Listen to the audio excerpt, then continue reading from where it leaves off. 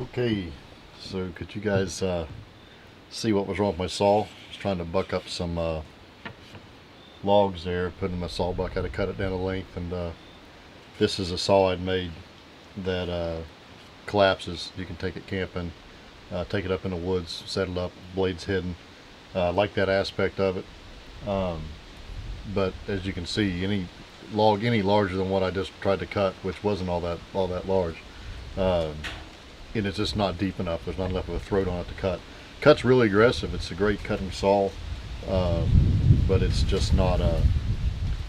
Apologize. I hope there's not a bunch of wind noise, but it's awful windy today. But it's just not really deep enough. So this is a 24-inch blade I bought from Balco when I made this, and I have some a 36-inch blade. I'm gonna try to make a little bit bigger saw with a bigger throat, so I can buck firewood down here in the wintertime without having to get a chainsaw out. So anyway, I'll show you how this one works. Got just a piece of wood for a tension and a piece of paracord that holds it tight. I'm going to back this off slowly. It's extremely tight.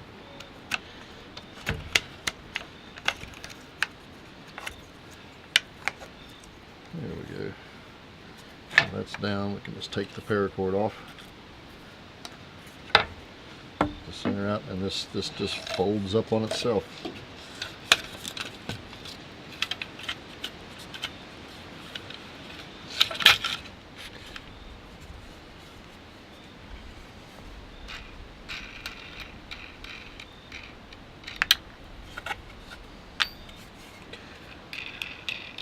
Probably should go back and make that channel just a little bit wider.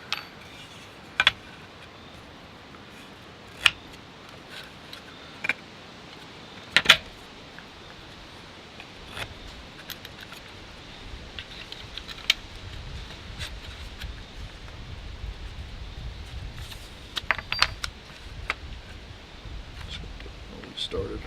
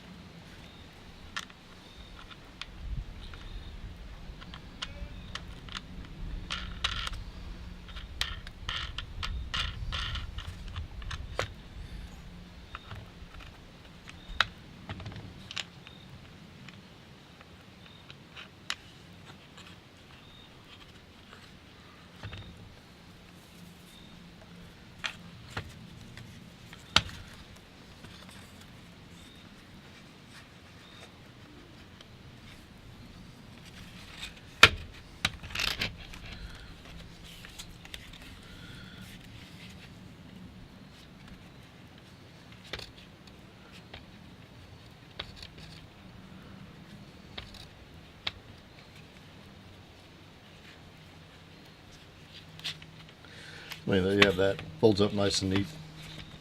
It's not the fastest saw. I'm sure there's way faster ones on the market, but this one's not on the market. I made this, so I believe the blade was about $6 and made out of scrap wood and bolts. So it works good for what it is. But anyway, let's see if we can improve on this.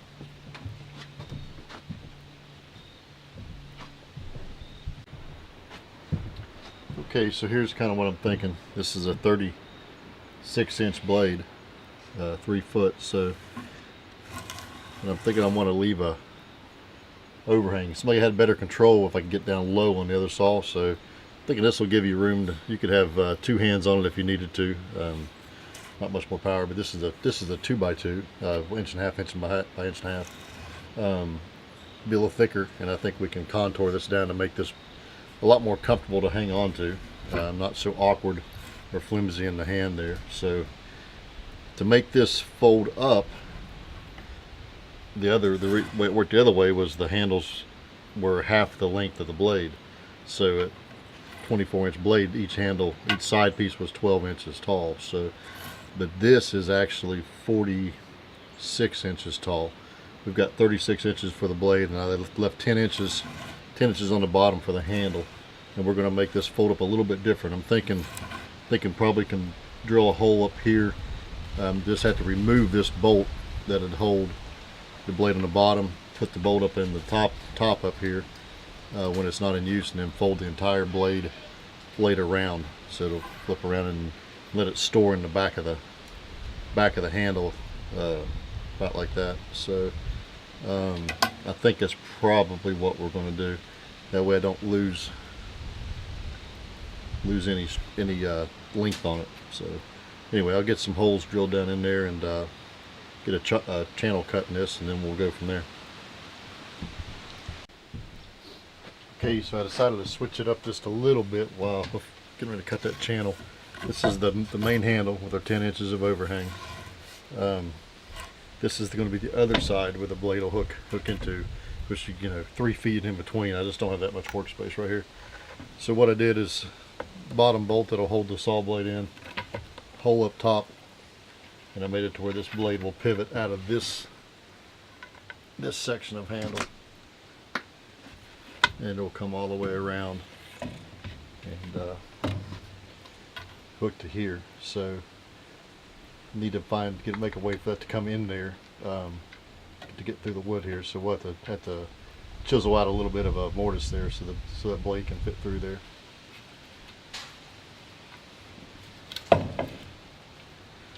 So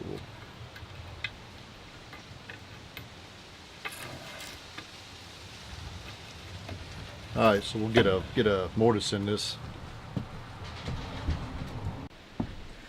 Alright, so just took a 1/4 inch chisel, cut a mortise down into here. You guys can see that, and that should let the blade slide into there, and we can run our bolt down through it to hold it in place. And then we'll need to make a crossbar and cut some notches up on the tops here so we can run some paracord and wind it and get some tension on it. And the rough saw will be done at that point, and we just have to make it look a little bit better. So because it's not all that aesthetically pleasing at the moment, but it'll get there.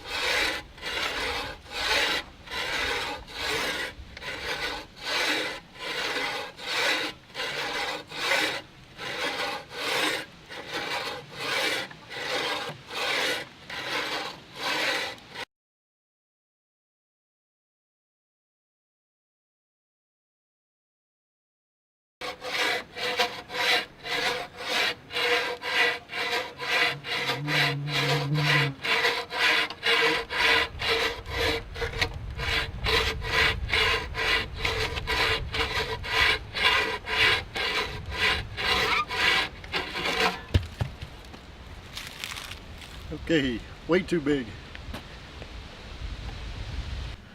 Okay, we're going back to the drawing board on this one.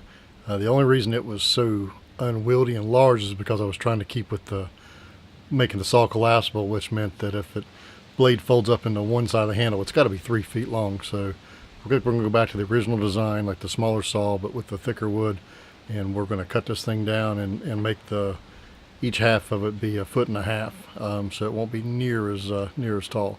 And hopefully that'll work. So maybe we can salvage some of this project. So let's see what we can do.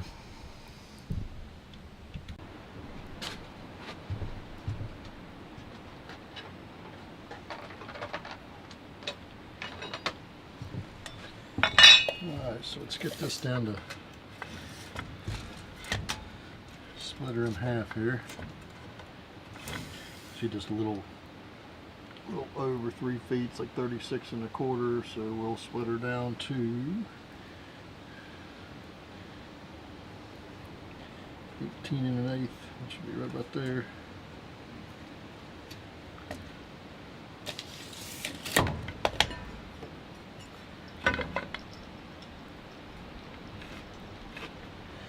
And we could have cut it anywhere, it's already the right size. All we're doing is breaking it in half. Oops.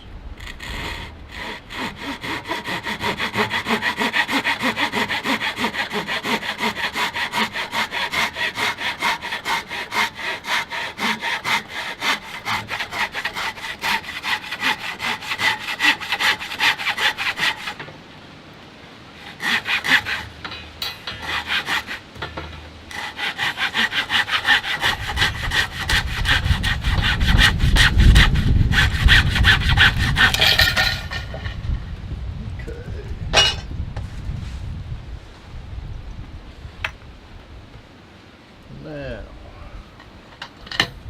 what we will have to do is bring this all the way through. This was not cut all the way through originally because it didn't have to be.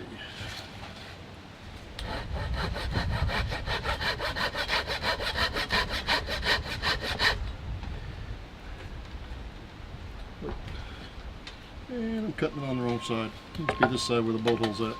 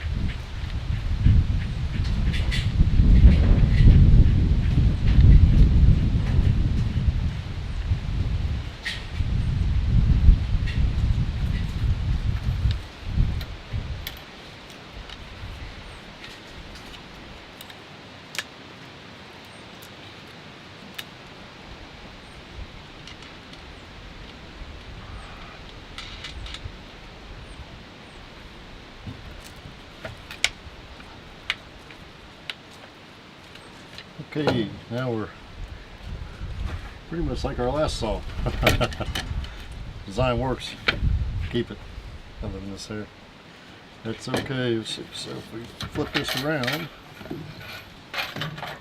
once again, we have a big saw. Now we just need to put something in between and our other Board will probably work just fine for that. We'll have to cut another recess in there. That's not overly important, but I like to do it just because it makes it so much easier putting it together. It's a lot more wieldy. So that'll still give us a pretty good size cut. So we'll measure down from here to the top of our pivot, and then we'll make a matching one on this side here. I'm going to take the blade out of it in the meantime, just to make this a little bit safer.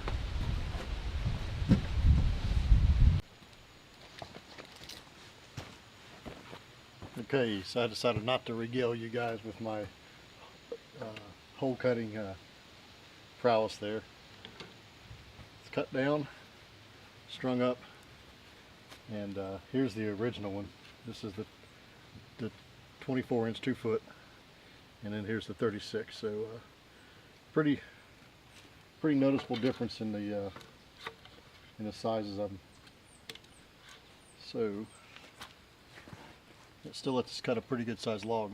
So it should cut a whole lot smoother now. It still needs to have the rope notches chamfered in, and needs to have the handles rounded over.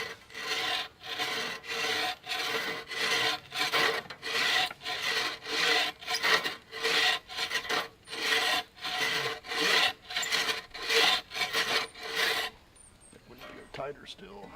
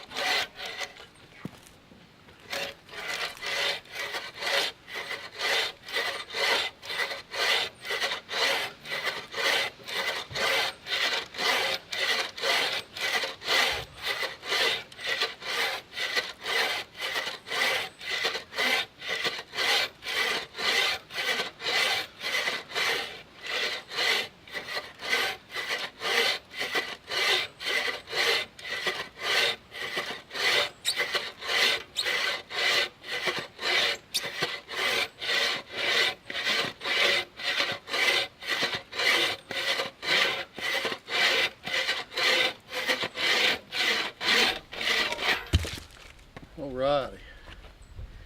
By no means an heirloom quality piece, but it works pretty well. And it sure beats to have to listen to a chainsaw. It needs a lot of sanding, a lot of touch-up work, and yeah, let's see. Needs some notches cut, proper stick. This one's a little bit too short there. It's just a piece of beech. But anyway, we'll work on sanding it and shaping it a little bit better and make it a little more appealing to the eyes. But that's your rough cut bucking saw, or crosscut saw, frame saw, depends on what you want to call it. But I always just call them a buck saw. A bow saw would not have this adjustability design. It's just tension from the bottom. So this is a buck saw with a tension from the top. So I hope you guys enjoyed the videos, mistakes and all. Give me a thumbs up if you liked them. Subscribe if you haven't yet. Join us on Facebook, and God bless you guys.